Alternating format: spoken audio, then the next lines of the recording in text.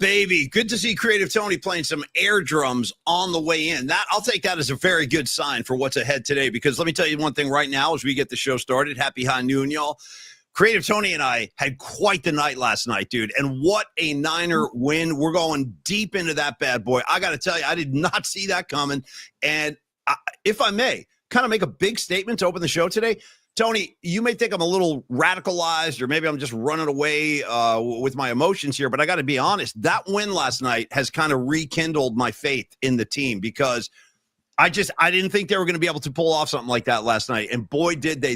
They played great football on both sides of the ball. We're going to go deep into that. But Creative Tony and I mean, dude, there was no way the Niners could lose given the company Creative Tony and I were keeping last night. How about this? Hall of Famer Bryant Young, and I'm going to say should be Hall of Famer Brent Jones. This is a guy with 3 Super Bowl rings. And by the way, I'm going to go ahead and say something controversial right out of the gate. Brent Jones, to me, best 49er tight end in franchise history. I'm saying it. And I'll tell you why. I've seen them all, Tony. I really have. Since the 70s, I've seen them come and go. I've seen, shout out Ted Popson. You know what I'm saying? Shout out to Delaney Walker. Shout out to Vernon Davis. Hell, shout out to the late Russ Francis. Shout out to our current tight end, George Kittle. The reason I say Brent Jones is number one, first of all, he caught passes from 2 Hall of Fame quarterbacks, Joe Montana, Steve Young. Brent Jones came home with 3 Super Bowl rings. Until Kittle comes home with some hardware, sorry, brother, you're looking up at Brent Jones. But in any case, we had a great night last night. I want to thank, right out of the gate, Tony, I would like to thank our incredibly gracious host last night. Tony and I were at an event up in Napa last night at the Whetstone Winery. And Michelle Whetstone was our incredibly gracious host last night. So I want to thank Michelle for just throwing such a great party, having a great group of Niner fans up on their property to watch that game. It was kind of an intimate watch party, and Creative Tony and I did some Q&A. We hosted the event. Also, a huge thank you to Kirk and Terry Reynolds, by the way, the both of them, just as good as it gets. Tony, shout out to Freddie Formosa, who was on hand last night. That's one of Eddie DeBartolo's right-hand guys. So it was great hanging with Freddie and Brent. And, of course, Bryant Young. And, again, thank you, Michelle Whetstone. Everybody get on up to Whetstone. It's such a beautiful property. And I got to say, Tony, first of all, how you doing today? And second of all, shout out to Whetstone Vineyards Pinot. They got great Pinot Noir up there. I got to admit, I had a few glasses, and it was outstanding. How you feeling today, brother? Shout out to the entire experience. And Whetstone was amazing. Michelle was the incredible host. And remember also Rebecca and her desserts and her cookies and her cakes and the food and the company and the BY, Bryant Young and Brent Jones breaking down football. I was talking to Brent, and before we get totally started, no, I know when you were talking about he's definitely my favorite tight end in 49ers history, and I would agree with you, the best tight end in Niner history as of today. And no disrespect to anybody else, but I said to Brent, Brent, my favorite play in Niner history is always going to be Steve Young hitting, or Joe Montana hitting Brent Jones down the seam, right?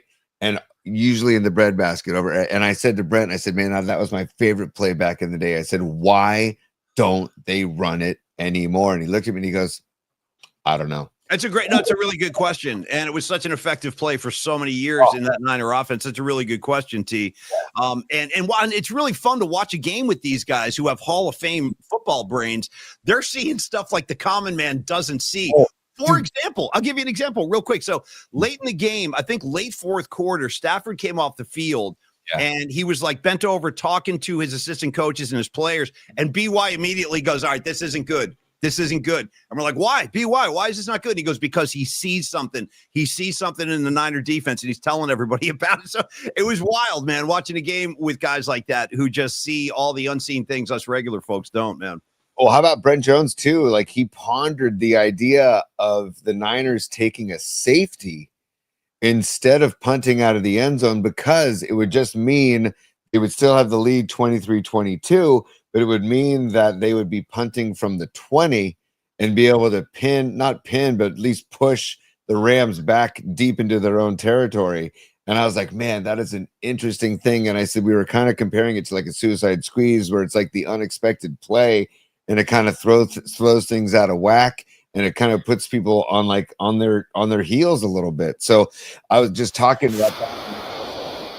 Like, shout out to Brent Jones yelling, getting the Moody chant during the Rams kickers field goal And attempt. it worked. And it worked.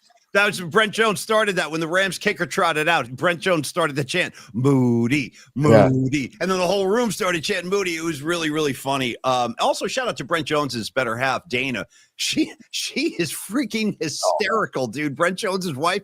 And she gave us some like strange but true tales of Brent Jones' behavior in the home, dude, and we're going to share those with you.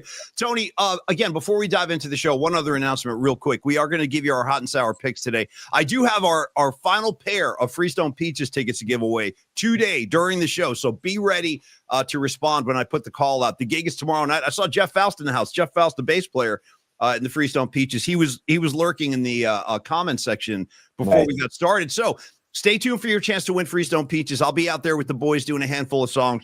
2 sets tomorrow night. I'll do a few in the first set, few in the second set. And this is, again, I had a rehearsal with these guys last week. They are, all I can say is these guys are breathing fire. These guys are ready to, seriously, the band sounds great. So we'll give you a chance to join us tomorrow night, Tony. Hot and sour, our music assignment. We're going punk rock today. I want your inner punk. Dazzle me with your punk rock selections. And I forgot to get the pre-show post of the day today, Tony. I got a couple of them. First pre-show post of the day goes to Noemi, Catalina, Lady Catalina with the hot sauce. She goes, I just saw this comment you put up there. She said, my employer sent out an email today, and the subject line was, Happy Taylor Swift release day. And Noemi said, I read it, and then I clicked delete. That a girl. That's my girl, Noemi, right there. Your money. Also, my other main man, John Joseph. I don't know what is behind this, but I saw a comment, Tony, from John Joseph before the show when he goes, listen, he was talking about Judas Priest. I don't know what triggered this, but he goes, let me tell you something right now. He goes, a Judas Priest without KK Downing is a Judas Priest without me. Bro, I feel you. And by the way, I've seen him. I've seen Priest a couple times, actually. All right, so all the announcements are out of the way. Tony, do you want to put up that shot just to give people an idea of what the kind of vibe was last night, and then we start talking about the game? Sure. I just to give people a feel of last night, too, by the way. First of all, I met Paulie in San Rafael, and then we drove up together from San Rafael to Napa, and Waze took us on a wild goose chase. Race 2000. Dude, with Death Race 2000, I'm going down country lanes. There's barns, decrepit shacks. I'm like, are we going the right way, Tony? I hope, because thank God you were with me, bro. Co-piloting. I would have been lost in space without you. So thank you, dude. But I will say, to Waze's credit, we saved time because it took us on these back roads.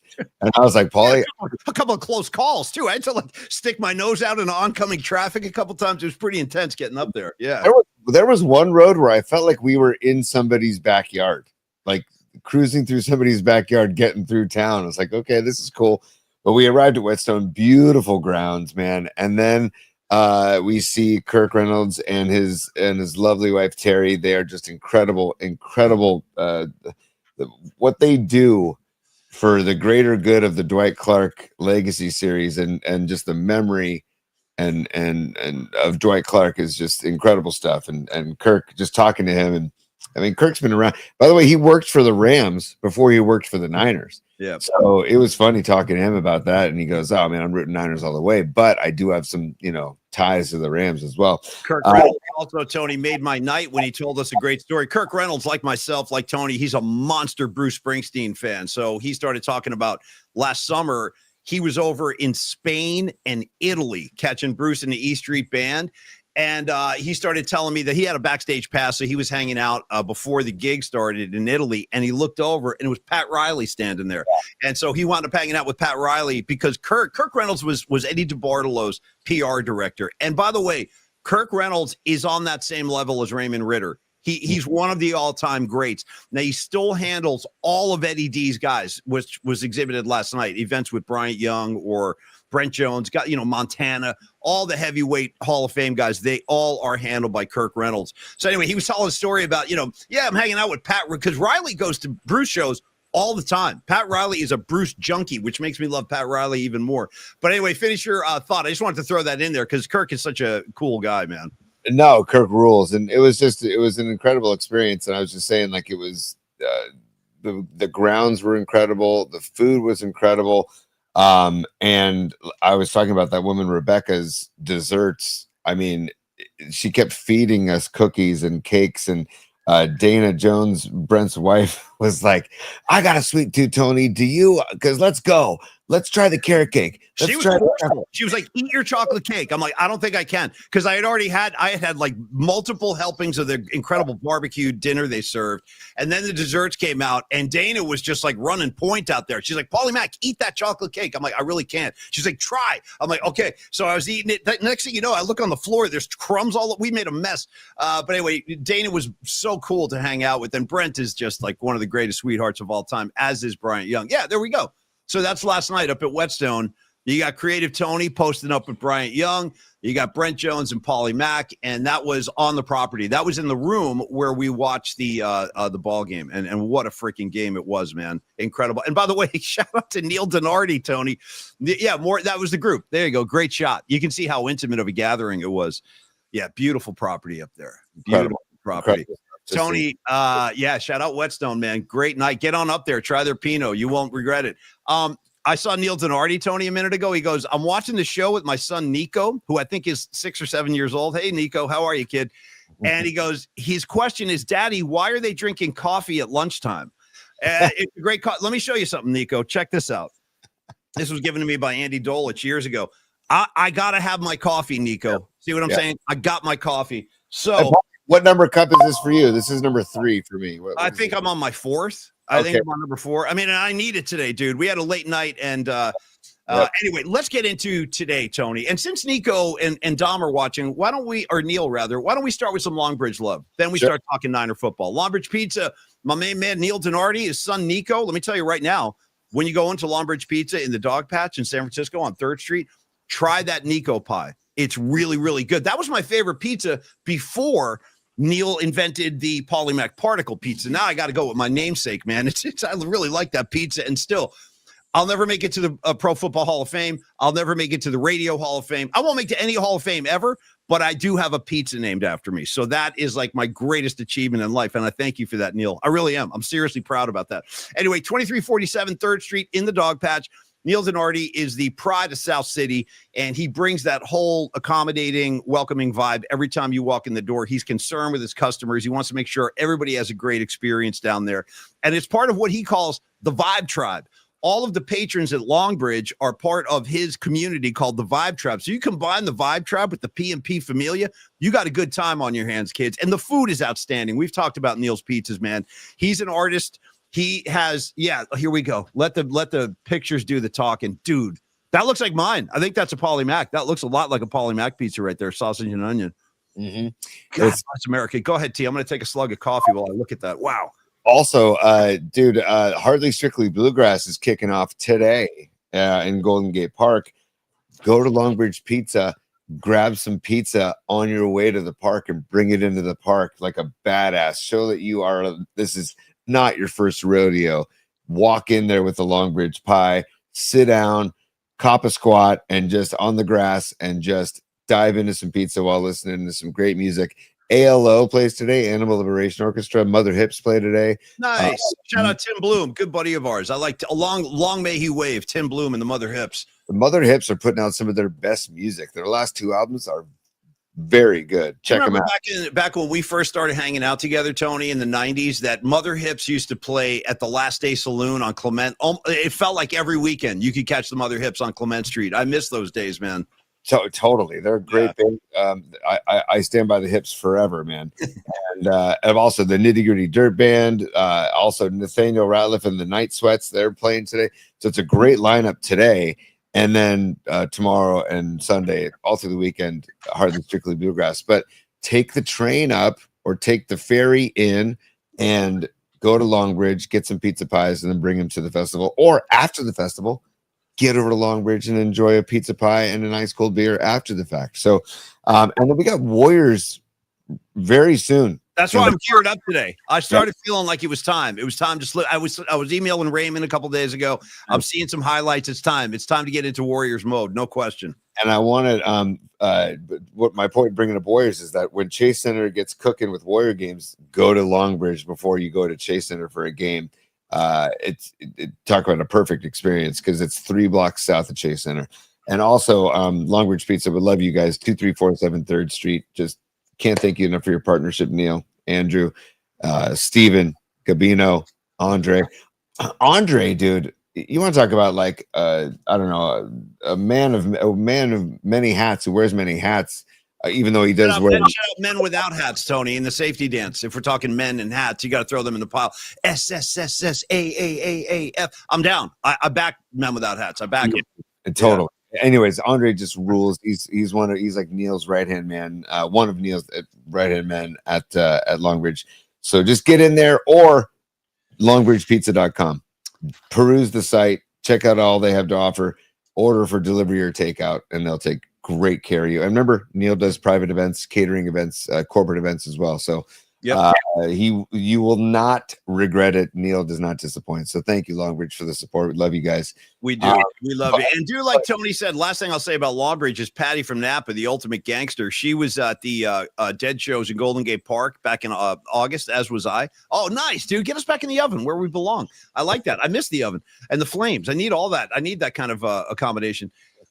Patty was catching the dead, and then she said, you know what, I'm out of here, like after Drum Space or whatever. She went down the Longbridge, grabbed a pie, and then went home, which was a gangster move. So maybe you do that after Harley Strictly. Catch a few sets, go down to Longbridge, head home with that pizza. As Tony keeps saying, you won't regret it. Okay, Tony, Niners Rams. Holy smokes, what a freaking game that was. Niners get to win 26-23. I got a ton of stats today. For starters, big picture, I came home from our event last night. And again, Tony, Mr. Night Owl in full flight, dude. I'm watching Niner post game with Rod Brooks, who was our guest yesterday. And by the way, looking ahead to Monday, we'll be joined by the legendary Kate Scott. Cannot wait to talk to Kate. I love Kate. But Matt Mayoko said that was the biggest regular season road win in Kyle Shanahan's tenure, which is pretty interesting to hear it like framed like that coming from Matt Mayoko. And I don't disagree. Regular season, he's had some big road playoff wins, but that, as far as the regular season goes, with a backup quarterback and a depleted roster, they go down to, and by the way, dude, if you are on your way back from Levi's South, SoFi Stadium, or if you're in the car, maybe you're picking up the show anywhere. And as I say that, hello, Crown 4 Plus. Great to be with the Crown 4 family, Twitter, Instagram, YouTube. We love all you guys. But however you're catching the show today, the amount of Niner fans in SoFi last night was just, it was over the top. It looked like a Niner home game. So my hat's off to you, traveling Niner fans. But Tony, I don't know where to start. I think I want to start with Mac Jones. His performance, Tony made me laugh, dude, late in the fourth quarter. And by the way, would the refs mind throwing a flag at some point for late hits on Mac Jones? Right in front of the refs, I counted at least 4 times. Mac took unnecessary shots after he released the ball right in front of the ref. Nothing. And I don't want to hear it. I don't want to hear he doesn't have enough tenure. I don't want to hear he hasn't been. No. Throw the freaking flag. The last one, I think it was the 5th hit in the fourth quarter. Mac Jones is getting up, dude. He's like spitting out blood. And Tony goes, oh, geez, look at this. His pants came down. And I was like, what? And I look up at the screen. Remember that one clip of Mac Jones getting up off the ground? Dude, his pants were hanging off his butt. It was crazy. But that speaks to the beating he took. But I got numbers, Tony. Mac Jones last night, first of all, he's 3-0 as a starter. 3-0 as a starter. He went 33 of 49 for 342 yards, 2 touchdowns, 0 picks. I got to tell you, man, I was thrilled with what I saw from Mac Jones last night. Really gutsy performance. A lot of accurate balls being thrown, standing in the pocket, getting his ass kicked, and just answering the bell every time. So Mac Jones, to me, deserves like the game ball last night. I was just thrilled. How did you feel about what you saw from Mac T? I loved it. And it was a bulldog. He battled. He was a warrior. All those terms applicable terms, because he got his ass beat. I mean, the Niner O-line needs to really. Oh, dude, McKivitz, bro. McKivitz on the edge. I mean, that was ridiculous. Guys were he was a turnstile last night. I will say the Rams defensive, their front 6, I guess you would say, like, my goodness, front 6, front 7, my goodness, they're good. And that guy Verse and that guy Byron Young, my God, those guys are some players, man. But the O-line needs to tighten up because Mac Jones was getting beat up all night. But you know was really cool about watching with Bryant Young and Brent Jones is that sometimes I feel like, I'm just complaining about the refs too much. And, but watching a game with former players and watching them reacting, saying, where's the flag? Where's the flag? That's roughing the passer. I'm like, okay. Like it kind of made it's not just you. It's not just you. It's even pro players see it too. Yeah, I hear you. Yeah. And watching, man, Bryant Young is like, I feel like he should get into coaching. He's a savant. No, he is. He's a football savant. So is Brent. Both of you. I mean, their football IQs are off the freaking charts. Tell us about some of the, because you never actually told me. Tony and BY paired up for a while. They were just doing their own thing, and then Tony came back to hang with me, and he was like, "Hey, man, Bryant Young just gave me a bunch of insights about the game. What were they? You never told me. Share them." Well, he was talking. I asked him about, because remember late in the game when the Rams tried to draw the Niners offside? Yes. And I said, Bryant, like, tell me, how difficult is it to hold your stance? And he goes, it's one of the hardest things I've ever had to do in football. He goes, because you got the crowd noise. He goes, you've got all the cadence. You've got people barking in your face. You've got all these different, variables. And he goes, and all you're watching is that football. And he goes, but you want to jump the lines. I mean, you want to blast off the lines so quickly that you're holding yourself back. But he goes, as long as you're watching that football, you should be okay. But it is the most difficult thing, one of the most difficult things in football to do. And then he started talking to me because his son is a sophomore at Notre Dame. Yeah. And he coached his son in football. And then his other son's 13-year-old son is a lefty pitcher. And so we were talking about here we go with the lefty thing. Here we go. Yeah. You must have been off to the races with that. Right. I told him, I said, I'm kind of a lefty snob. So, and he goes, man, I'll tell you that there is something to it, man. There is something to it, that lefty delivery. But then we started talking about, like coaching your son or your daughter and how it's a difficult tight wire act. It's a balancing act because you want to be dad, but you also are coach. And he goes, man, it took me a while to learn that. He goes, but once I learned that when the game is over, you need to just take off that whistle, hat, whatever you want to do, and become dad. And don't bring up anything unless he or she brings it up. Yeah. And I'm like, damn, dude, that is great advice, because I there are times where with my son or daughter, I'll want to talk about stuff and I probably overstep. And he was like, no, you got to be dad. It's way more important to be dad after the games. And he goes, and let them bring it up. And he goes, and trust me, they will. At some point, they will. And I go, and I asked him, I said, did you go through the, like, oh, they're tuning you out? And he goes, oh, yeah. And I go, man, that's amazing. That, like, just human nature, BY, Hall of Famer.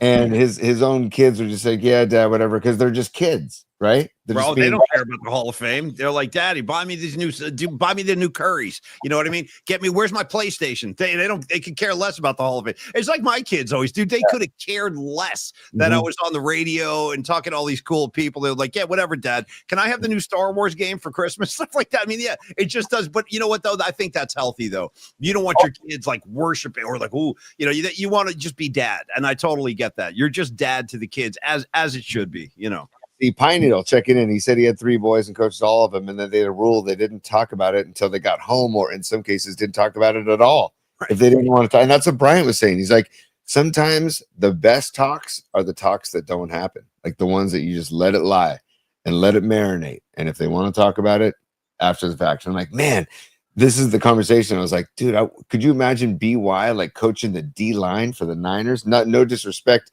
to the current staff. I'm just saying that the guy, and then again, and talking to Brent Jones too about the offensive mind of Brent Jones, like talking to those guys and the way that they dissect the game is something.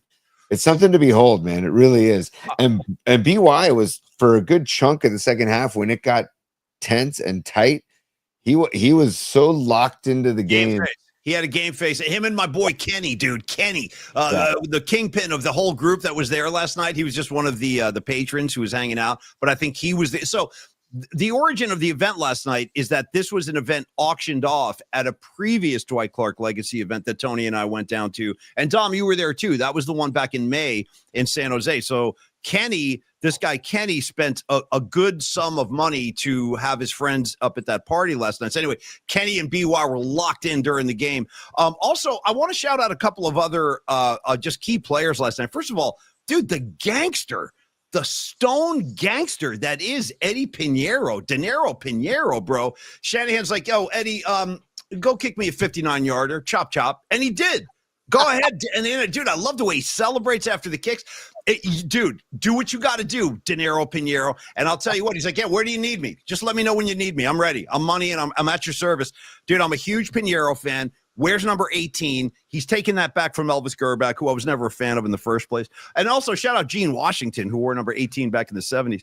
But I love Pinheiro hitting the 59-yarder. That was massive. And let's not forget what in a lot of ways was the key play of the night. Certainly one of the top 2 or 3 key plays of the night. Defensive tackle Alfred Collins, dude, punching that ball out. Oh my God, what a play. And having the presence of mind to be that aware, because he was kind of in the scrum, in the pile, dude, and he just came reaching over the top with the punch out. He had 2 tackles. He forced that fumble, and then he recovered the fumble himself, too. So shout out number 95, Alfred Collins. And also, Tony, I got to say, I'm partial to anybody just named Alfred. We don't have enough Alfreds out there. You know what I mean? Shout out to Alfred Collins, dude. Dude, and also I want to give love to Brent Jones again, who called that knock of the ball. He's like, he clubbed that ball like a friend, like he was like Fred Flintstone holding the Fred Flintstone club. And I was like, dude, that was such a great visual to me, because it wasn't like a punch out. It's like he came down and just like, it was like dropped a hammer on Williams. I still can't believe that play happened, because we were all just starting to bum out a little bit that they were about to score. It didn't feel very good. The Niners had that 20-7 lead. Suddenly they were getting stalling out on offense, and the Rams were starting to get hot. The Rams are getting the momentum back. And you're right, the room got very quiet for a good 20-minute stretch there. But yeah, Collins, I mean, with a huge play. And again, sorry.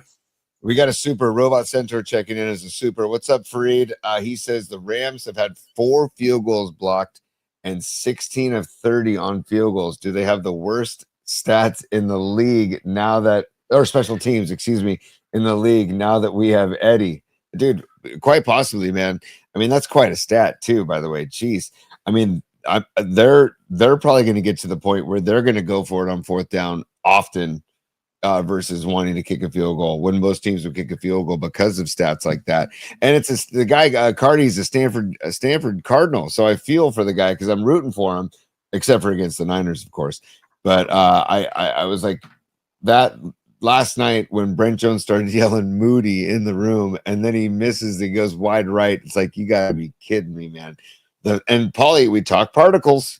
The particles were flying in that room, and Michelle Whetstone, she was like, this game's gonna be, she kept saying before the game started, this is gonna be a great night. It's gonna be a great night. I just feel it. I feel it was super cool, man. Michelle was such an amazingly cool host last night. And by the way, shout out to her husband Jamie, who was not there last night, but he was there last year. He's doing business in New York City right now, and she said he was really bummed to miss the night because we had a great time.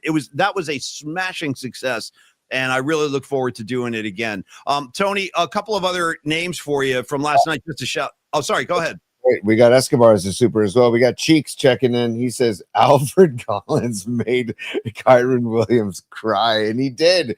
They showed Williams on the bench crying. It's like, oh man, because dude, that was a huge play in the game, man. Huge play in the game. And also, Williams had a huge drop earlier in the game, which was a massive drop on a third down. So I was like, I think it was a culmination of a few different plays that brought tears to Williams's eyes. But hey, man, you got to make the plays. Just like last week, Kendrick Bourne didn't make the plays, and he made the plays this week. Well, I'm glad you mentioned Kendrick Bourne. That's the next guy I actually want to talk about. I also want to talk about CMC a little bit, but Bourne, first of all, tough week last week. started the night with a drop, dude. Another drop. That's how Kendrick Bourne started the night, and he I haven't seen this. I assume Tom Peralta's behind this, dude. Dude, very good. Kendrick Bourne to bro.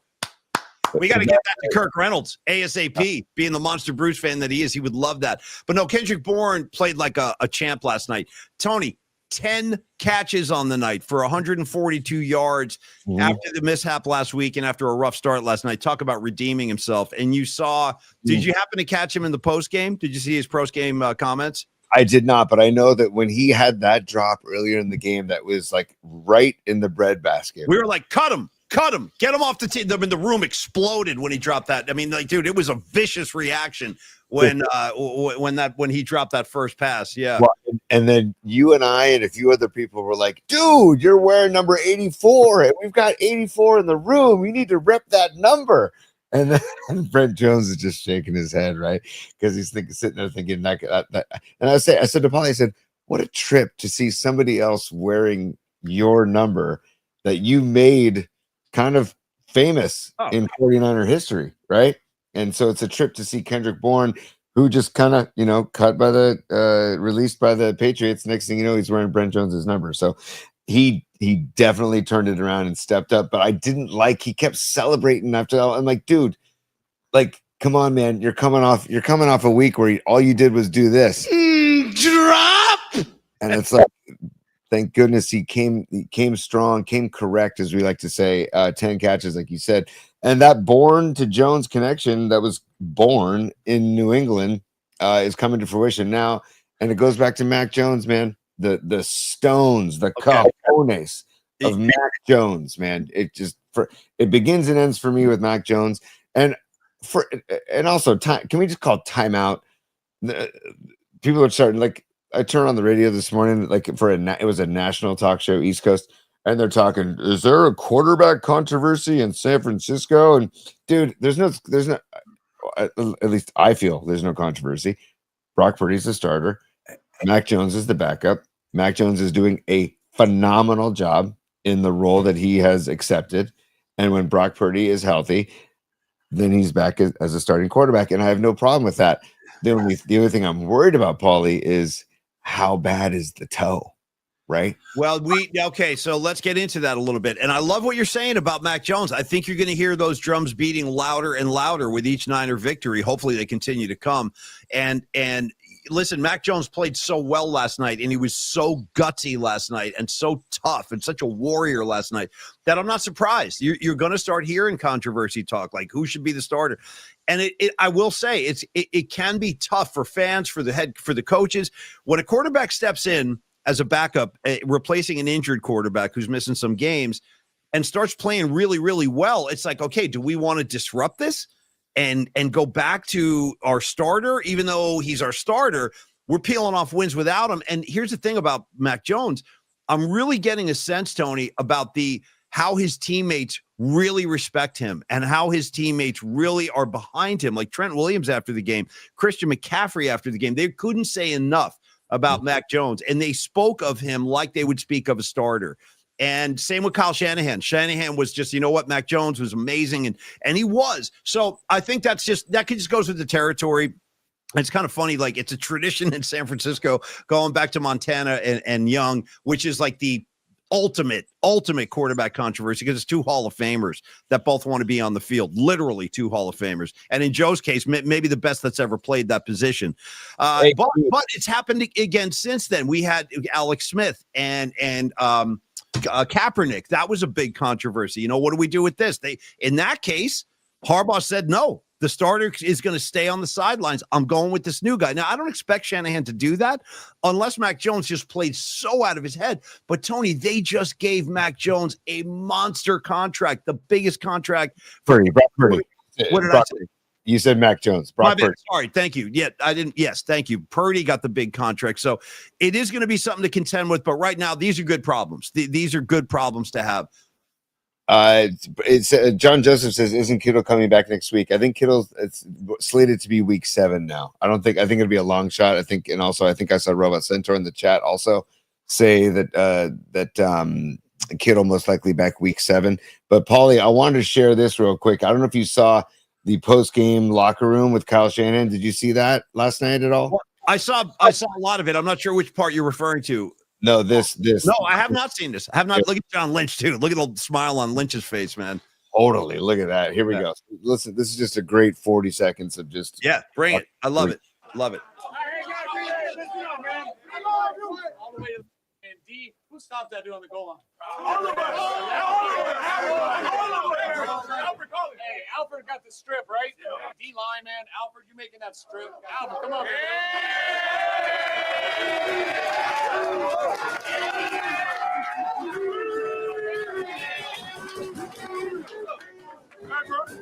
I know y'all boys. Hey, that's against the wall, bro. Hey, we gonna fight. Got Eddie, 4 for 4, hit a 59-yarder. I go up every time, bro.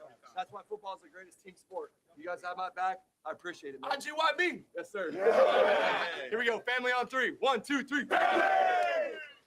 Dude, Tony, you're firing me up beyond belief. Now I'm getting excited. I'm getting wound up again. And I got to tell you, man, first of all, the fact that Shanahan called out Eddie De Niro Pinheiro in front of the whole team, you can see that I don't want to exaggerate this, but I don't think I've been this excited about a Niner kicker in decades, dude. Not since Ray Wershing.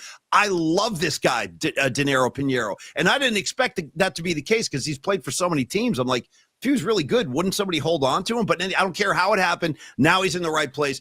And doesn't it teach you a lesson, Tony, about like quarterbacks and how much of it is dependent on being in the right scheme with the right coach? Because Mac Jones, listen, in New England, he looked average at best. He had a couple of good games here and there. Now he looks like a legitimate starting quarterback in the NFL. And if he keeps playing like this, he's going to be this year's Sam Darnold because someone's going to snatch his ass up and say, like, come to our team and hello, Oakland Raiders. You need a quarterback? You seen our guy? Because someone's going to grab him. Someone will grab him and place him in as a starter if he keeps playing like this. And the genius to sign him to a 2-year deal. They have him for next year as well, dude, which is phenomenal. But I loved what Mac Jones said at the end of that video where he says, I got, you got my back. And then I didn't know who yelled it, but IGYB, I got your back. And then he says family on 3. Like if we were to do a huddle with our posse of people that watch the show, I think we would yell family on 3 too.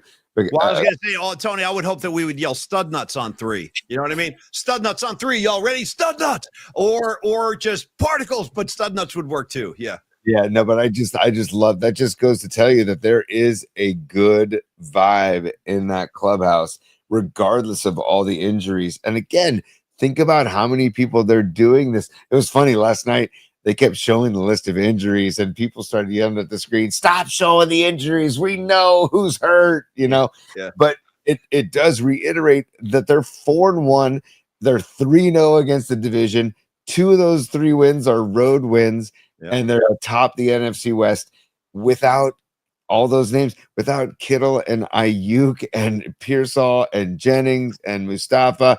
And then Gross Matos went down and Bosa. And I mean, like, dude, the list is lengthy. And to be 4-1 and to be 3-0 against the division is just ridiculous, man. It's incredible. Oh, hold on, Dub City. This is for Dub City. I saw that. Yeah. No, hold on, Dub City, right here. Pelican fly. Come on, Pelicans. Pelicans on 3. Shout out. Molly. Pelicans on 3. 1, 2, 3. Pelican fly. Come on, Pelicans. The best is if you're wearing headphones like Tony and I, you can actually hear the birds like squawking in the back. It's incredible. Dub City, I like where your head's at, brother. I do. I like that, man. Pelican fly.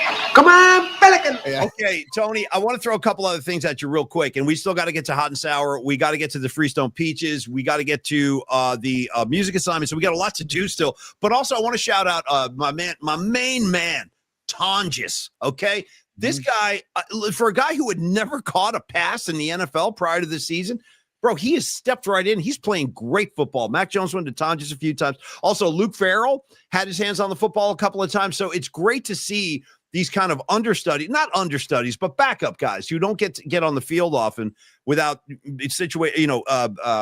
circumstances like this, it's just great to see these guys contributing. It kind of reminds me of old school Niner football. Next man up, and whoever that would be out there contributing. And I'm telling you right now, there's something going on with this team. That vibe we just saw in the locker room, their brotherhood is real.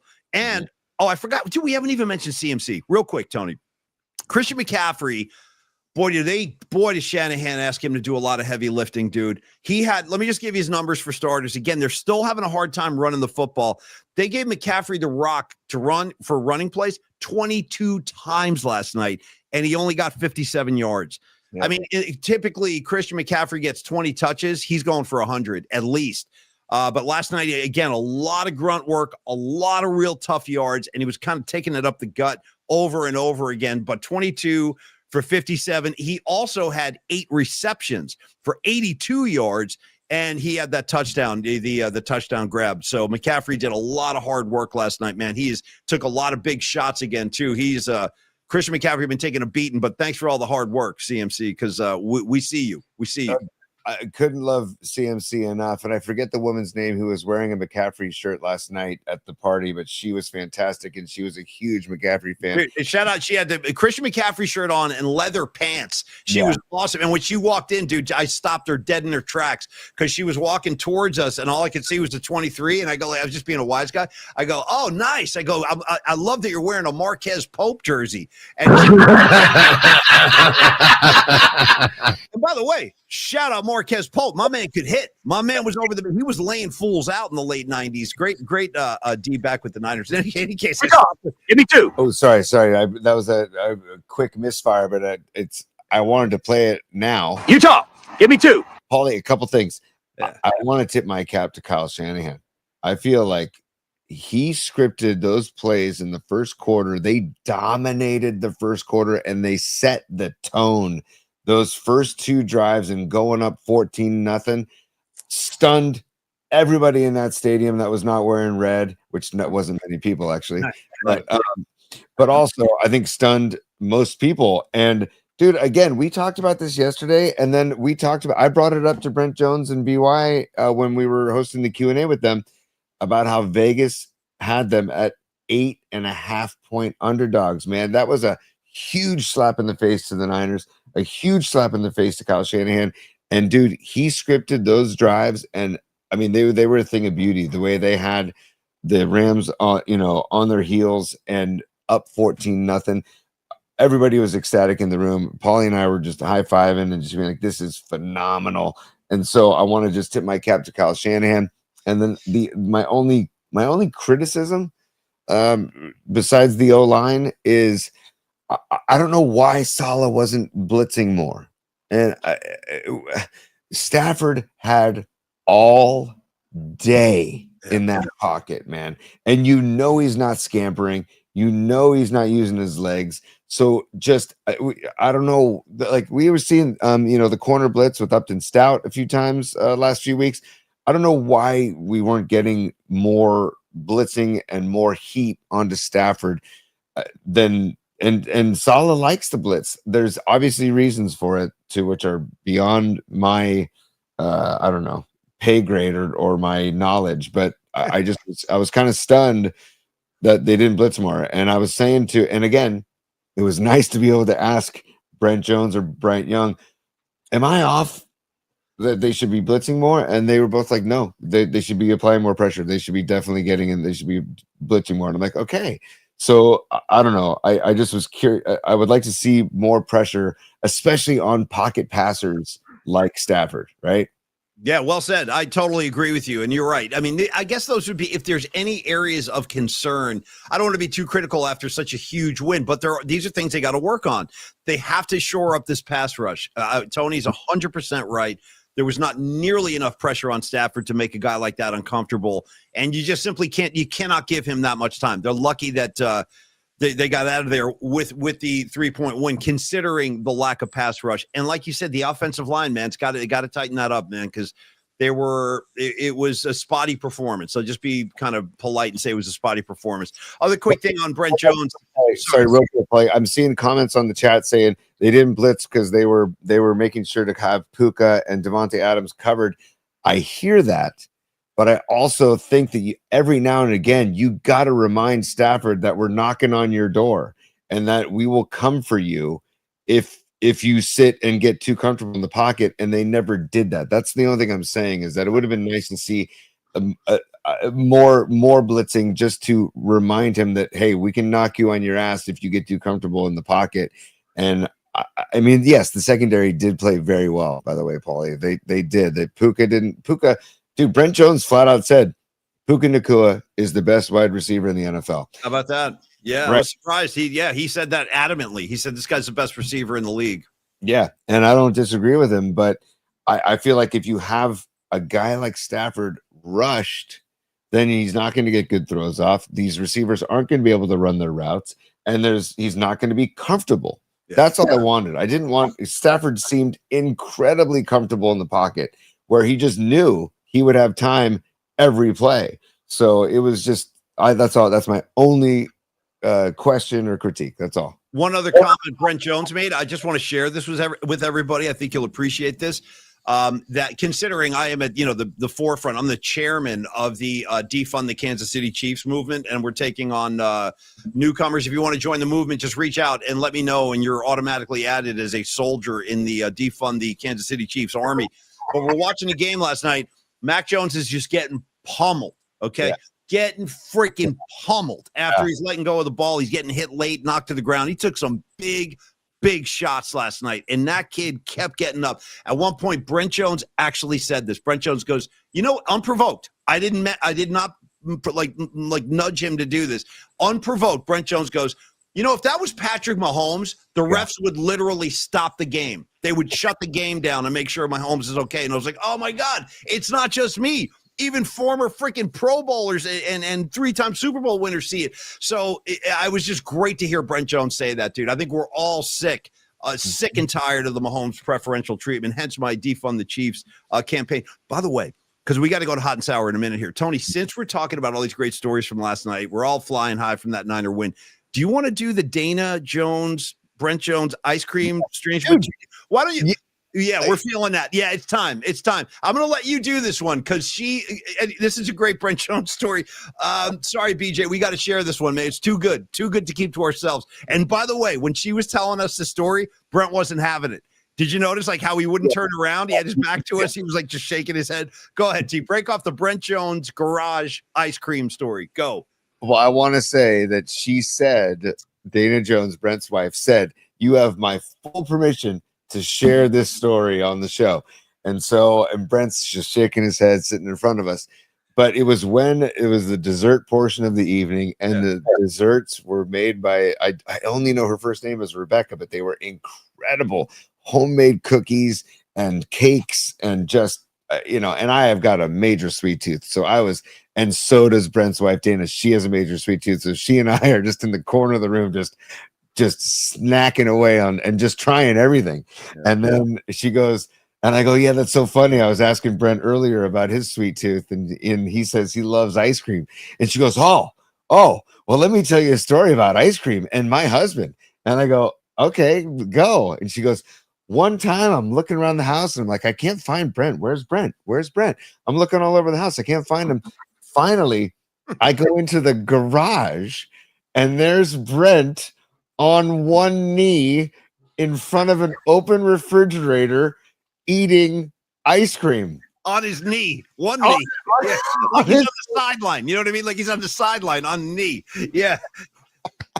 And I'm cracking up and Brent's shaking his head.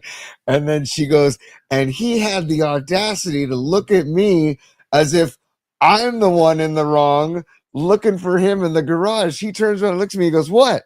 I'm just enjoying some ice cream. On a knee in the garage. Yeah, I love it. And it was like one of those gallon size, like those drums. You know what I mean? He had like a big industrial size. Yeah. But I will say, man, I was talking to Brent about this too. I said, Brent, you look fantastic, dude. He did look really good. Yeah. Both of them, dude. BY should be a model somewhere. I mean, he looked incredible. But you're right. BJ did look really good. They both did. And he said, you know what? I still eat the same stuff, just smaller portions. And I was like, man, and he goes, and trust me, it's not easy. And I said, oh, tell me about it. But I said that when she told me about the ice cream story, I said, man, can I relate? Because then I told her that when I was a kid, I used to steal the ice cream out of the fridge and go into my garage. And my dad was a big marble fudge guy. And I used to grab the marble fudge and I would just chase the fudge trail. 100%.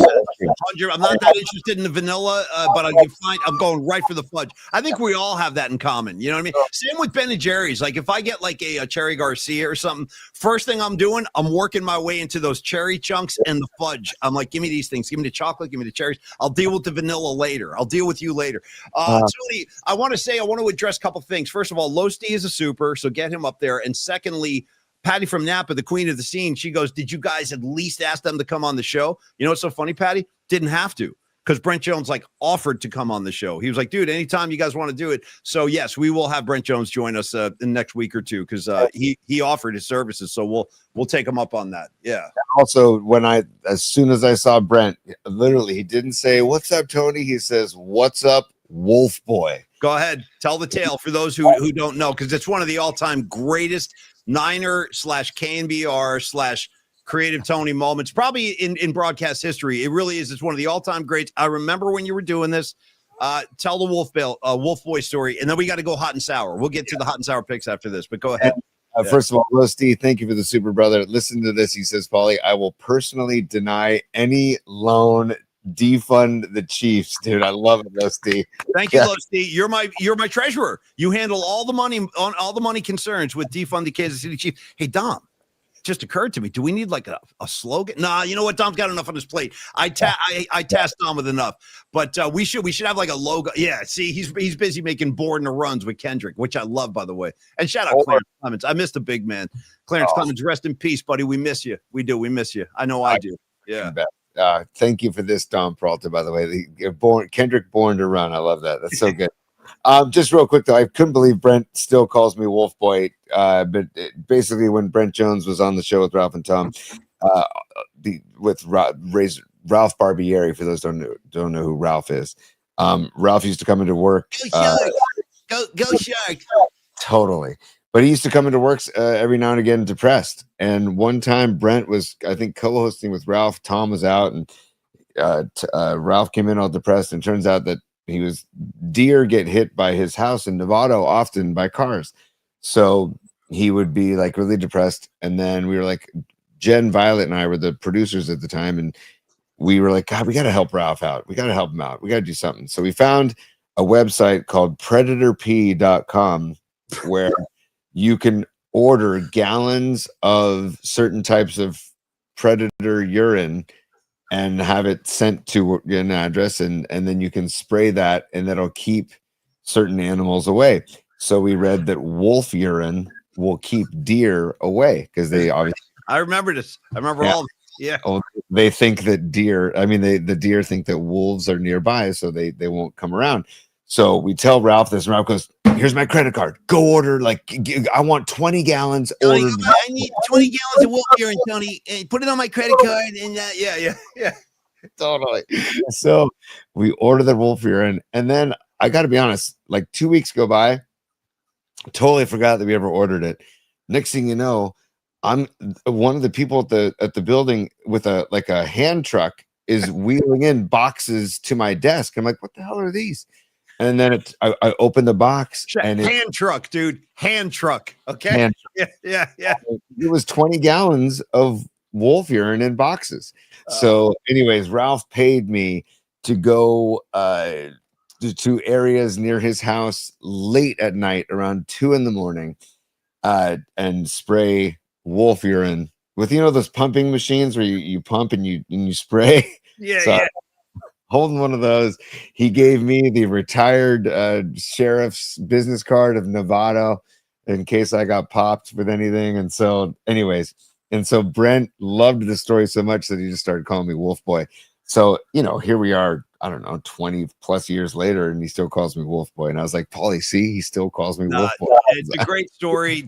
Every word of that is true. I can attest to that. And I want to thank just Brent for being such a great guy, and also BY. And yes, we will have Brent Jones on the show soon.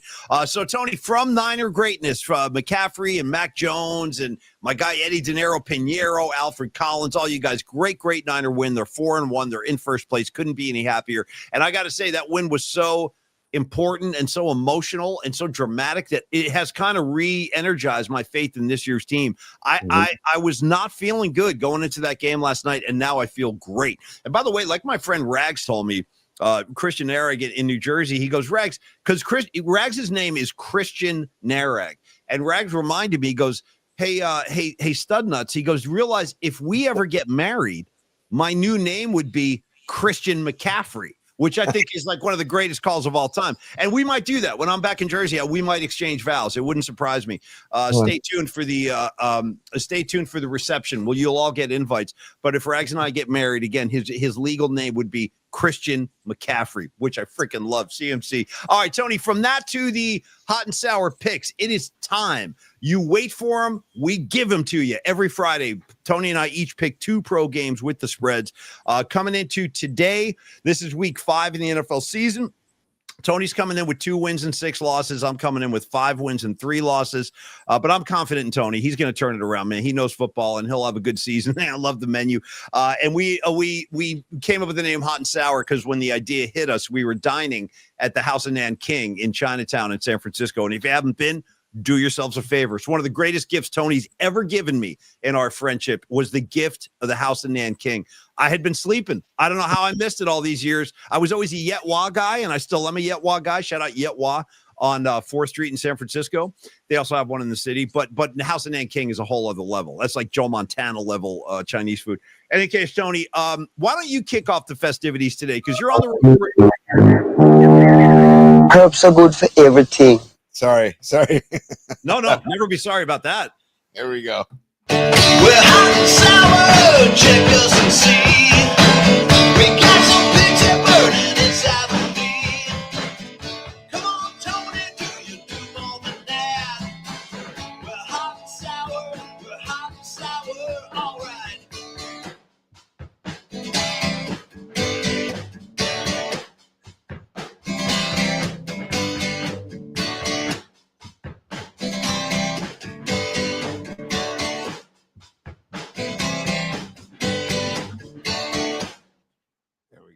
Thank you, Tony. Kind of forgot about that. My brain is a mess, but I appreciate brain damage. Paulie is what they call me on the streets, and every word of that is accurate. But I totally forgot about the hot and sour song. Thank you. But Tony, I want you to start today. You're in a great mood. You got the hot hand right now. You were talking picks before the game, and I'm curious to see where you're going today. So kick it off, my man. Well, like we talked about how the 8.5 that Vegas had for the Niners was way off. And I'm proud of our show, Paulie, for feeling better going into yesterday. We talked about it on yesterday's show that the spread was way too big and that was going to be a tight game. Rod Brooks agreed with us and we all broke it down. And remember, Rod said if they score 23, right, at least 23, the Rams are 2-9 in the last 11 games, and they've given up 23 or more. So that was a incredible stat Brooksy pulled out. That was a really good stat. And by the way, Rod Brooks crushing it again on the pre and post with Mayoko and Ramirez. I was watching late last night. I was watching that post game. Rod was great. Rod rules, just rules in so many ways. But Paulie, I'm sticking with the 8.5 point spread in my first pick. I'll do a pick, then you'll do a pick, then I'll do a pick, then you'll do a pick. And this is many reasons why I'm taking this team, but the main reason, Paulie, is Dr. Matt Young and the Young Dental Group. Matt Young is one of our friends. He's also one of our partners here on the show. Great dentist, the Young. We love the Young Dental Group, and he's also a massive Buffalo Bills fan. And I am taking the Bills minus 8.5 at home, hosting the New England Patriots, the 2-2 Patriots.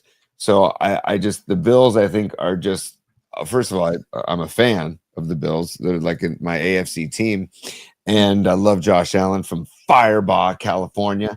But I feel like that they should cover this game. They should win this game. And their offense is too potent.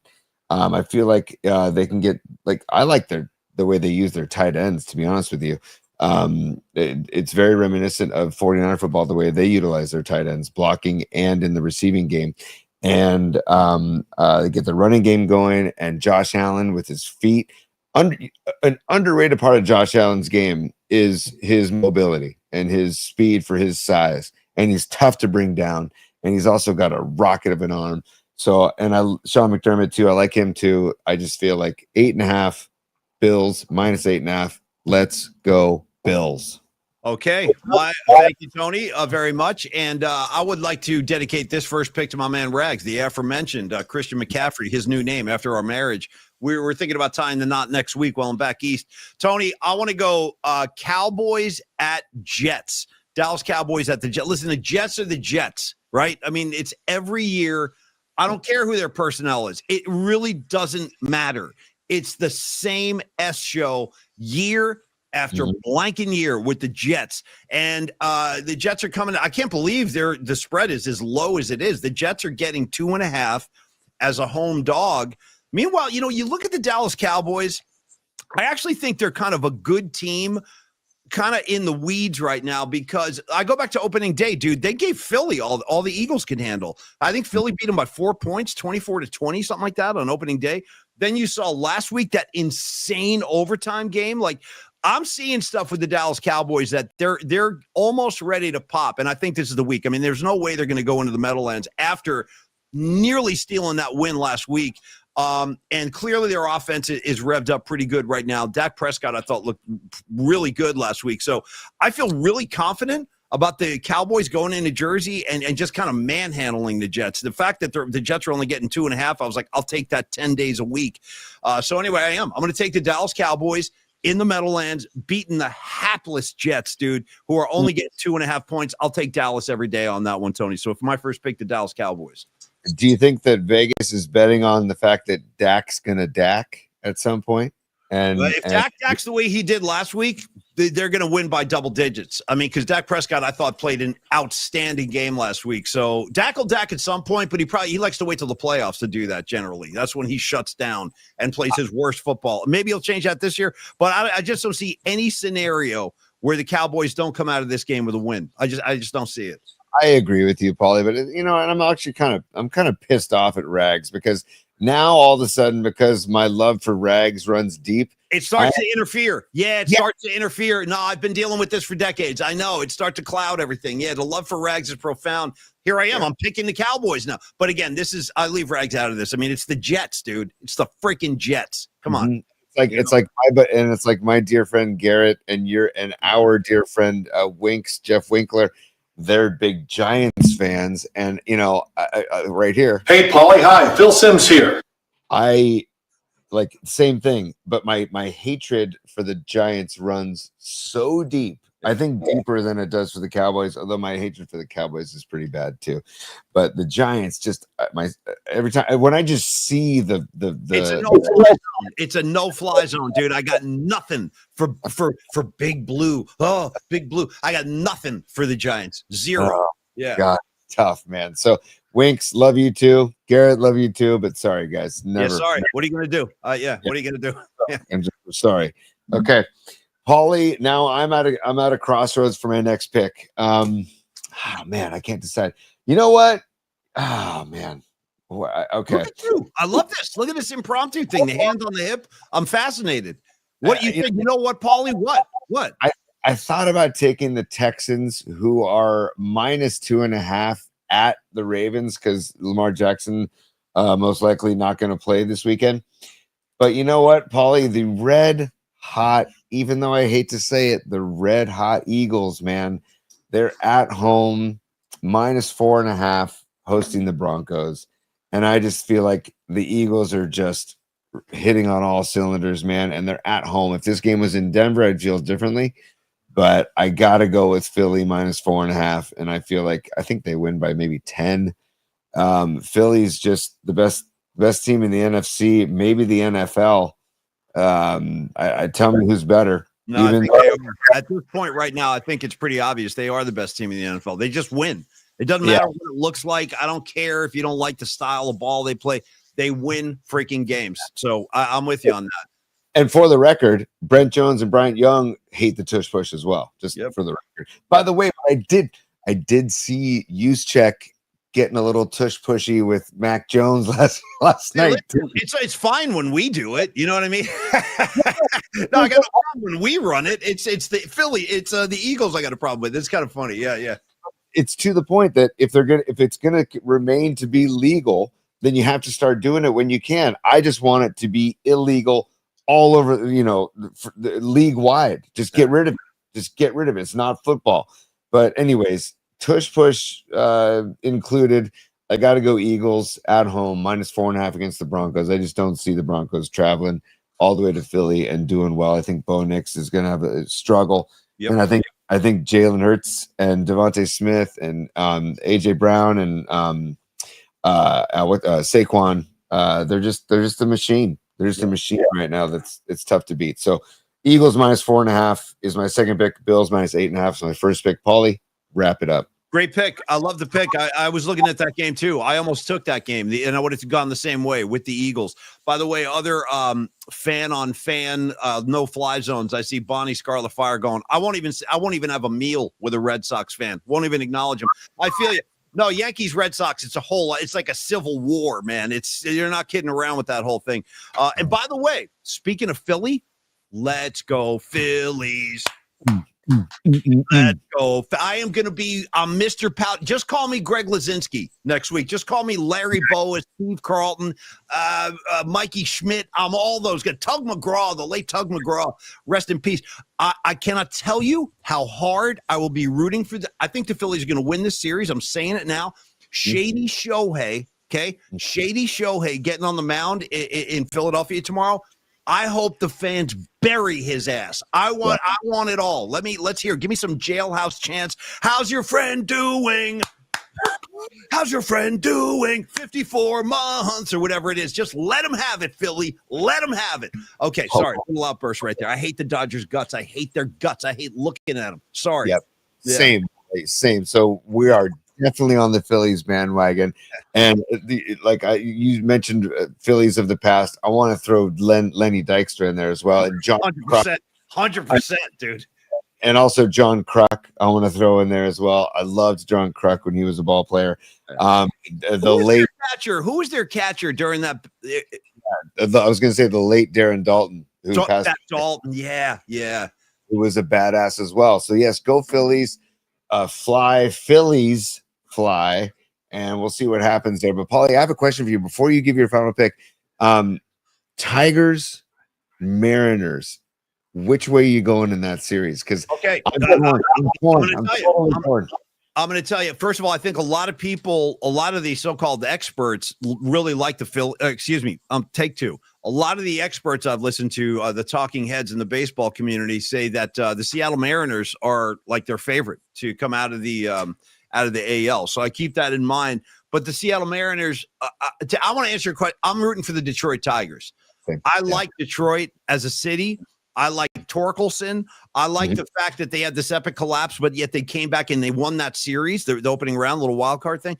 And I just like Tiger baseball. The Mariners, I have like no connection to that team whatsoever.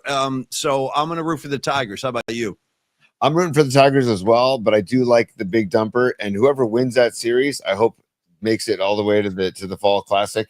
Because I like both teams and I love both cities as big music cities, right? All the music that came out of Detroit or that comes out of Detroit still, and all the music that comes out of Seattle. So whoever wins that series, I want them winning the AL. And Tony. Then, dude, I gotta say, go Brewers. Go freaking Brewers. I'm glad the Cubs took care of business and got rid of the Padres. Machado, peace out. Tatis, peace out. Just whatever. I'm not a Padres guy. Again, F the NL West in the playoffs. That's my stance in the playoffs. So go Brewers. Come on, the ghost of Bob Uecker. Let's go, man. So go. I want a Brewers Tigers or a Brewers Mariners World Series. Sorry. Tony was talking about all the great, and he's right, 100% right. The great music that's come out of Detroit and the great music that's come out of Seattle. Speaking of, did you see your main man, Eddie Vedder, was in the Cubs clubhouse, dude, doing the champagne? Did you see the footage? I sent you a video. Eddie Vedder was losing his mind in the clubhouse with the Cubs, man. He's really into it. You know what I mean? Maybe this year we'll go all the way. He wrote that song about the Cubs. Like, he's not kidding. Eddie Vedder is hardcore Cubs head. So, I always have that little love affair with the Cubs going there. Okay, Tony, my final pick on the hot and sour. Again, no surprise here. You guys know I like this team. I've made no secret of it. It's the LA Chargers. They're 3-1. This is a really interesting game. 3-1 Chargers hosting the 2-2 Washington Commanders. Again, a rather small spread. It's a 2.5-point spread. The Commanders are getting 2.5. But here's the deal. This game's got a lot of attention on it because Jaden Daniels is coming back. And here's the thing, though. What a tough assignment, right? Like, hey, by the way, go out to San Diego. Go out to L.A. and beat the Chargers. I don't think they can. I was going to be honest. I don't think they can. The Chargers are going to come in with a real nasty attitude after losing that game to the Giants last week that nobody saw coming. Nobody saw that thing coming. I don't care who you are. Don't tell me you like the Giants in that game. I'm not buying it. And a Harbaugh coach team, I don't see them losing back-to-back games, especially after a loss like that, especially on their own field. And I'm sorry. I just think it's too much for the Commanders. This is a game the Chargers are going to want. They're going to need it, and they're going to get it. So I'm taking L.A. Chargers. Don't see them losing back-to-back games, especially at home. And I just think Daniels, it's tough to throw a kid into the fire and say, yeah, go beat the Chargers now on the road. Chop, chop. Don't see it. So I'm taking the Chargers at home. And Tony, I'm going to watch this. Ready for a transition? Check this out. From that to this, stellar design. Bam. You thought I forgot, but I hadn't. I never would. Hot and sour picks are in the books. We're going right to stellar design right now because Dom Peralta is, listen, I want to say something about Dom. We know how talented of an artist he is, but he's also like all of our sponsors. It's really interesting. All of our sponsors are like this. They're all concerned and interested in what's going on in their communities. And these guys are all into helping other people. And speaking of, bravo to all of you guys in the PMP familia one more time for helping out with the San Francisco Food Bank. Thanks to your generosity, we will be able to give a $4,000 check because they're tripling what we gave them. So it's a win for everybody, man. We're helping people that need the help in our hometown and surrounding areas. So the San Francisco Marin County Food Bank will be giving over $4,000 on behalf of the PMP show. So thank you guys for that. Okay, but Dom is a man, as I said, who's also concerned with his community. Stellar Design is devoted, today, we want to dedicate this read to Justin, Rose, and Leah of the Save Site Now organization. We talked about this last week a little bit and how much it means to everybody over at Stellar Design, including Don Peralta. This is the gift of vision, and it's more than a night out. This is a powerful evening of purpose, generosity, thank you, Tony, and impact. Join us. I'll be there. Tony's going to be there. Don Peralta is going to be there. We would love to see you guys join us. It's a great cause. November 6th. It's a Thursday night. We're having the Gift of Vision Gala. And I told Tony how much I love a good gala. You throw a gala, I'm going to show up. I live for a good gala. So the Gift of Vision Gala at the Mill Valley Community Center, which is a really cool room. I've been up there before. It will be hosted by the Marin nonprofit Save Site Now. We're talking about a night of great food. We're talking local wine, live music, and auctions, and all to raise funds for researching fighting childhood blindness caused by Usher syndrome. So get your tickets now. You can learn about sponsorship if you'd like to step up and support it. You can find out how you can make a difference at savesitenow.org. One more time, savesitenow.org, or directly at savesitenow.org/gift of vision 2025 Gala. All the information you really need is at savesitenow.org. Grab yourself some tickets. Please do get involved sponsoring if that's something you'd like to do. And we'll see you there. We're going to have a great time. I'm looking forward to this event. Thursday, November 6th, Mill Valley Community Center. Come on out and join us, man. We'll hang out. We'll have a great time. And thank you for the opportunity to share this with the PMP community and spread the word. Please do try to help Save Site Now. Together we can make a difference. I'm all about it, Dom. I will be there with bells on, bro. Whatever you need, I'm at your service. And Tony, watch this. Here comes another segue. You thought I wouldn't do it, but I'm doing it. Cue up Shannon Kaler, because kids, it is time for the PMP musical assignment. Tony, overwhelming. I got too much too fast. You've seen too much. Yeah, too much too soon. You tell me when you're ready with Kaler, and we're going to start this assignment. No. Yeah. We don't have to. I don't have to have Kaler. We can just go right into it. Doesn't matter. Hang on a second, buddy. That's okay. Take your time, Tony. I'm going to take some coffee. You do what you got to do. You went off script. You went off the rails. I'm trying to get us back here. Here we go. Okay, well, we don't have a script, so let's start with that. There is no script. Yeah. Peep this, particle heads. PMP's weekly musical assignment begins now, right now. Tony, while you're over there playing around with the soundboard, I'm going to ask you to find Crater Face and cue up the rules are there ain't no rules. So there ain't no script. I mean, there's no rules. We do what we want to do when we want to do it. The rules are there ain't no rules. Again, part of the beauty of that cut is the motor of this guy's car. It sounds like he's got like a lawnmower engine in that thing. The rules are there ain't no rules. Dude, and Tremendous. that's when also that car has the flames on the side of it, and it's got the spikes coming out of the hubcaps that are. Well, they get the spikes and they start carving up grease lightning. That's no way to treat grease lightning. They put a big hole in the side.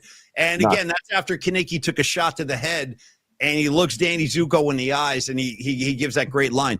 I'm seeing two of you, man. So Travolta has to get behind the wheel, and Danny Zuko's not going to fail, dude. He delivers the goods. One of these days, we're having that Grease watch party, and Tony and I are going to do that.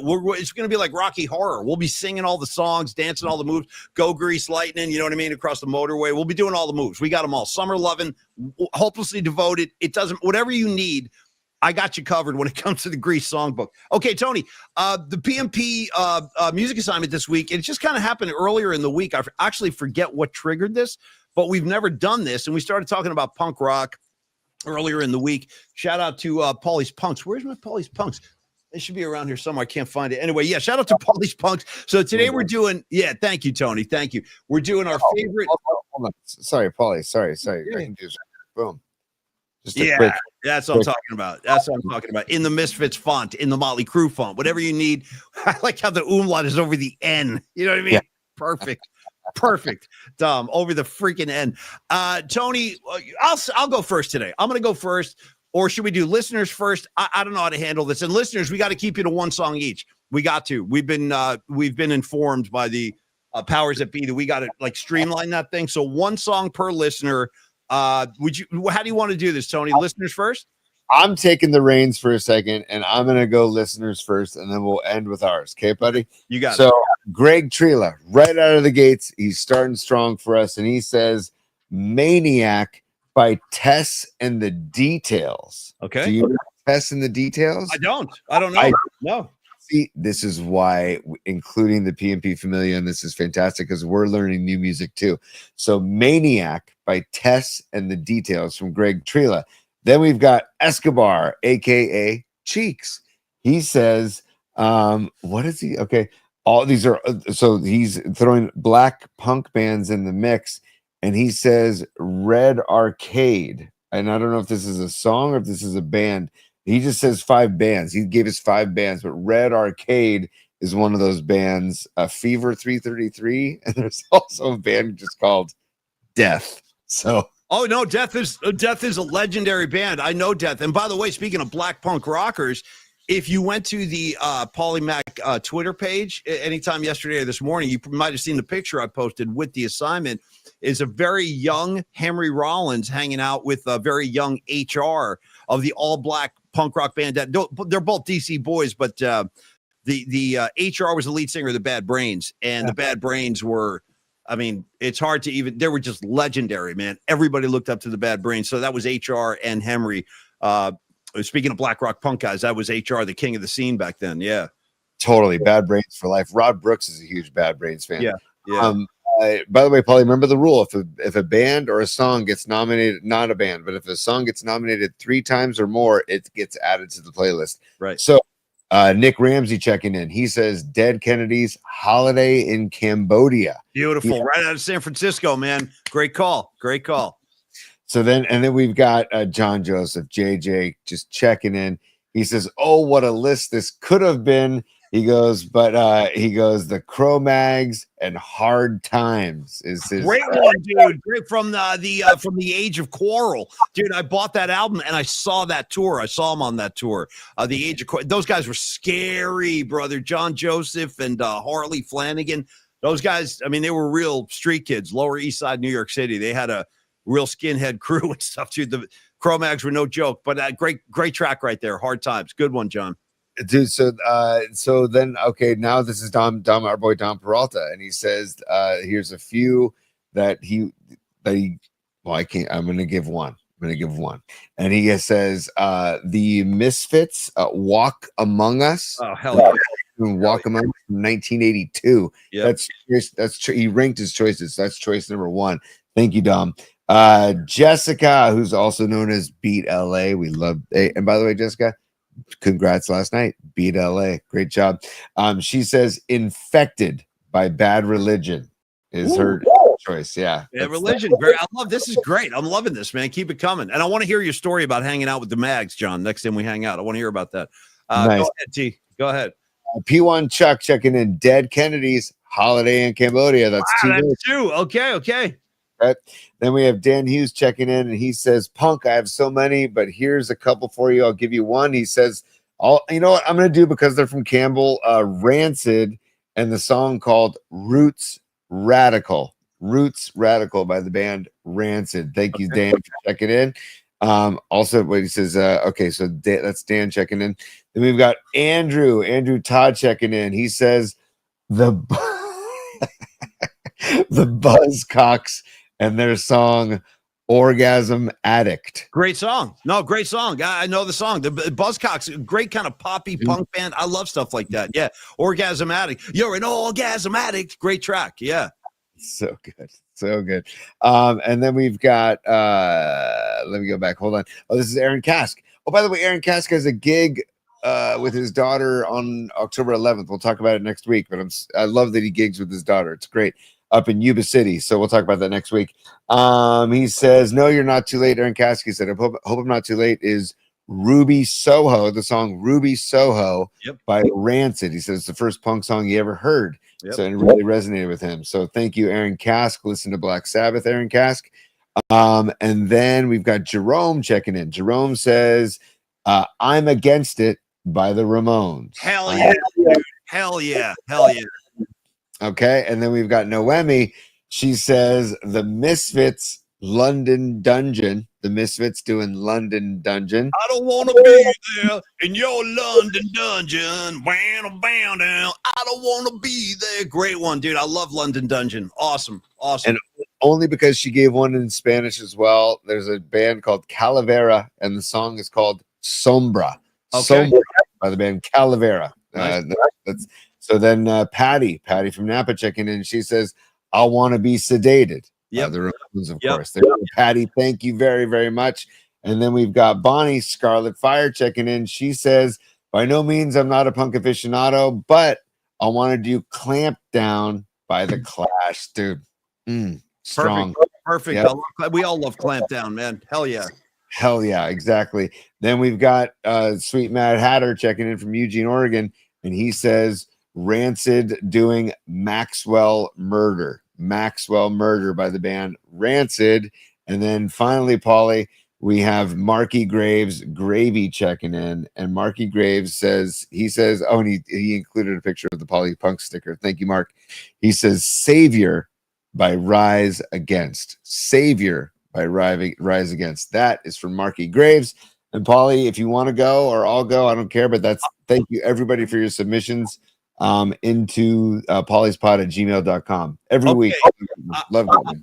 I'm going to go first, then you go, and then I'm going to give the Freestone Peaches tickets away, and then we're going to go eat lunch and end the week. I want to say Will Sparks is in the house. What's up, Will? He says, I want to be sedated. Sorry, I missed you last night, Will. Tony and I had that event with the Niners, but I got you. I want to be sedated 100%. Also, DJ Raw B checking in, dude. DJ Raw B checking in saying the Dwarves. Nice. And the name of the track, The Dwarves Are Young and Good Looking. Thank you, DJ Rob B. Freaking love you, buddy. Okay, I'm going. I got a couple today. I'm going to give you two, and I love this assignment. And for the listeners, Tony, I'm going to go Dead Kennedy's Holiday in Cambodia, since I got multiple votes. John Joseph just said, what? No Damned? Not so fast, my friend. You want the Damned? I got the Damned right here. The Damned first record, probably my favorite of all the British punk bands. You can see a good group shot of them on stage right there. There is Dave Vanian with his vampire outfit on right there, dude. I love this. Is a great album. This is a great album. The first Damned album. They got pie all over their faces. Recommend it to everybody. Again, my favorite of the English punk bands, and I'm going with the opening track, Neat, Neat, Neat. Tony, you'll love the bass line. It's furious. Heavy as hell. And go Damned. I love the Damned. Captain Sensible, Dave Vanian. Got to have it in my punk rock diet. And then, of course, They've been name checked several times, but yet, and of course they are, because they kind of started the whole damn thing. Let's go to the Ramones' incredible live album called It's Alive. Tony, this is New Year's Eve, 1977. And in typical Ramones fashion, every song's like a minute and a half. Most of their songs are not longer than 2 minutes. So it's just bam, bam, bam, one after another, just getting your ass kicked. And I just love the song. I mean, there's nothing more behind it than this, but I'm going, gimme shock treatment. Always been one of my favorites. Gimme shock treatment. I want shock treatment. So anyway, I'm going shock treatment and neat by The Damn, Tony. What you got for us as we wrap? I'm only doing one, and I don't think this is going to be any surprise to you, but I'm going off of Suicidal Tendencies' first album. And no, I'm not doing Institutionalized. I'm not doing I Saw Your Mommy. I'm not doing Fascist Pig. I'm doing the song I Want More. 'Cause me, I want more. Don't want to work at Golden Arches. I want more. I can't even do it, dude. I can't even do Mike Muir credit. He screams at the top of his lungs, and it's 2 minutes of fury, and it's just fantastic. I can't recommend this album enough, and I can't recommend this song enough. Like I said, 2 minutes, it just comes at you. But there's also, like, what I like about it is it's not just screaming. There's also some really good singing, too. So I Want More by Suicidal Tendencies in their first album. I love that album. So let's go. Thank you, Tony. Thank you, man. I know Tony's always been a big Suicidal guy. And thank all of you guys for playing along with the music assignment. We do it every Friday. If you're new to the show, you can send in your contributions, paulyspod@gmail.com. Speaking of, get your keyboards ready. 2 tickets tomorrow night. Freestone Peaches. Yours truly will be up there singing a few songs with the band. These guys sound great. Rehearsed with them earlier in the week. Show is at 8 o'clock in Mill Valley at Sweetwater. What I need on this email, by the way, is your first and last name. Your tickets will be at Will Call tomorrow night. And whoever can email this phrase first, what are we saying? How about this? Whoever emails Blue Sky in first gets a pair for tomorrow night. One of the great Dickie Betts tracks, You're My Blue Sky, You're My Sunny Day. That will definitely be played tomorrow night. Looking ahead, I can promise. I've seen the set list. It's on it. So Blue Sky to paulyspod@gmail.com. I will see you at the gig tomorrow night. Have a great time, courtesy of the Polymac Particle Show, and of course the boys in the Freestone Peaches. Tony, I'm going to update the playlist in a second. So it's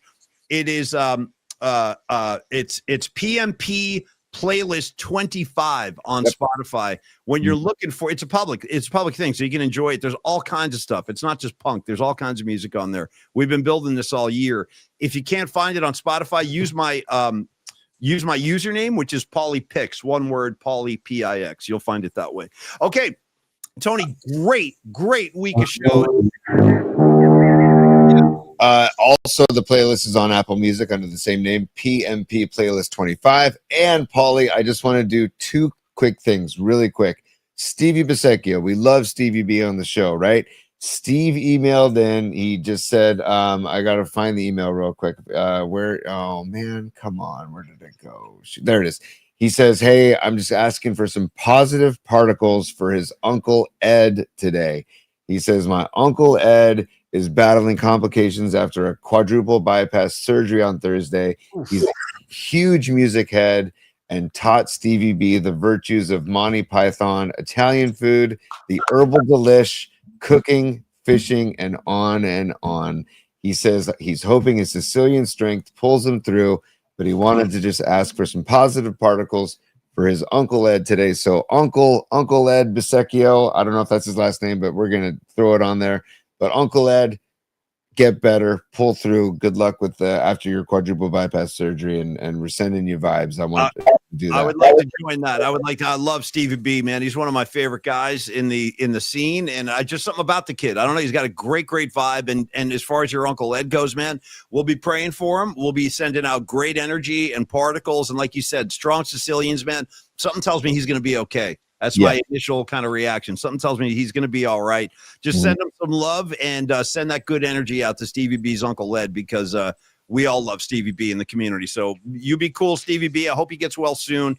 Have a nice weekend. And what was your other one, Tony? other one is I promised Bonnie this Scarlet Fire because she sent this in a while ago, and it's such a great picture that I thought I wanted to share it as the weekend vibes as we're about to go into the weekend and celebrate a Victory Friday. This is a picture of Bonnie back in the day with. Can you guess who that is with the mustache? 100% Gary Plummer. That's the guy in the middle. He's a middle linebacker. Nice, dude. Look at Bonnie. That's a great dude. I love Gary Plummer, man. Don't sleep on Gary Plummer, Lee Woodall, and Kenny Norton Jr., dude, holding it down for George Seifert. That was a great linebacking car. See, but Bonnie looks a little nervous right there. And why shouldn't she be? The handsome mustache of a Gary Plummer, who, by the way, he is slimmed down, bro. Gary Plummer's like half that size now. I always enjoyed Gary Plummer, Tony. How about you? Oh, God, yeah. God, yeah. I love Gary Plummer. The big 50, big number 50. He is the one responsible for the F Dallas t-shirts back in the day that were worn in the 94 NFC Championship game under jerseys. He specifically wore it under his jersey, and so did many of the 49ers. William Barton on Floyd. I remember seeing him on the sidelines with the shirt on before the game, 100%. Yeah. But also, Gary Plummer used to go on Lamont and Tonelli once a week when he was on the Niners, and they developed a great relationship, the three of them. And then that's when he made those T-shirts for the team and for Lamont and Tonelli, and that's how it all started. And then George Kittle reprised the shirt. Was that last year? Was that last year? Yes. Yeah. He got fined for doing that too. Yeah. So there's Gary Plummer. Bonnie, we love you. Thanks for sending that in. And Paulie, that's basically all I've got. But there's a tradition involved that we have to just make sure that we honor every Friday. We can't start the weekend without some cheeks. Okay, buddy. Thank you, man. Escobar, we love you, buddy. Have a great weekend. Protect those cheeks. We need them. I need them again next week. Final moment of the show is going to go to Phil Dawson, who's checking in with our last Super of the Week. And Phil says, want to say thank you to you and the PMP fam for introducing me to new music. Yeah, hell yeah, man. And pop culture. Born in 92. I'm constantly learning. Love you, PMP. Yo, Phil, check this out, dude. Here's my first 1992 memory when you were in your diapers. I was at RFK Stadium with the Grateful Dead the night they brought Casey Jones back coming out of space. The place went ballistic. Nobody thought we'd ever hear that song. And I also lost my shoes that night. So, Phil, that was me in 1992. I went home shoeless. And you were just in your crib. I was already up to a lot of no good out there in the Dead community. Tony, I want to say what a great week of shows. I really did. Had a really fun time. I thought every show we did this week was a lot of fun. We'll be back on Monday with Kate Scott, the legendary Kate Scott. I'll be on my way to New York City at the end of the week. Rags and I have a marital thing we need to explore. We're thinking about getting married, and we might. And if we do tie the knot, we'll air the ceremony live on PMP. I want to say thank you, John Joseph. Thank you, Karen Bell. Thank you, Rags. Thank you, Dom.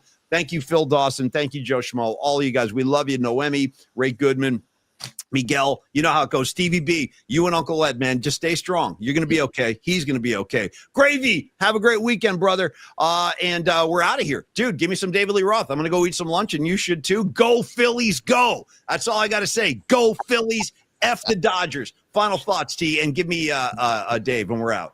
Go Phillies, F the Dodgers. Go Tigers. Go Brewers. Go Bills and go Eagles. Cover those spreads. Paulie, and your picks again. Review your picks again real quick for hot and sour. Yeah, I'm taking the Dallas Cowboys over the Jets in the Meadowlands. Jets getting 2.5, and I'm taking the Chargers giving the Commanders 2.5. Yeah, there we go. All right, so go Commanders. I'm sorry, go Chargers and go Cowboys. Oh, look at us, dude. Go Eagles, go Cowboys, go Phillies. Look at us. Tony, you know what it is? This is a business. This is a business. I go where the wins are. I don't care who's coming up with them. I look for the wins, and when I find them, I pull up right alongside them. So be it. It's Dallas. I'll take it. Rags, you're going to have a nice game this Sunday. I'm telling you. I can feel it already. Yeah. And a final thanks to Kirk Reynolds and Terry Reynolds and Michelle Whetstone and the Whetstone Brewery and Bryant Young and Brent Jones and Kenny from Team Chevrolet, like all these wonderful people last night that really had a room full of particles and kind of really contributed to putting some good positive Niner particles into the atmosphere. So it was a great time last night, but can't thank Kirk Reynolds enough and Terry Reynolds and Whetstone Wineries. Such a great night, man. Well said, T. Thank you very much, buddy. Let's do it.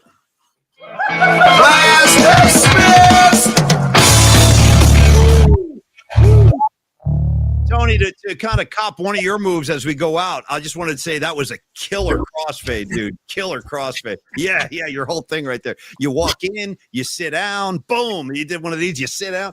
All right, Tony, much love to you, my brother, and much love to the PNP Familia. Everybody have a great weekend. I'll see you at Sweetwater if you're coming out tomorrow, and we'll let you know who the winner is in a couple of minutes. Check your email, and I'll see y'all at the gig. All right, we're out. You guys have a great weekend. We'll see you Monday right here on PNP. Cheers, everybody. Have a good weekend, y'all.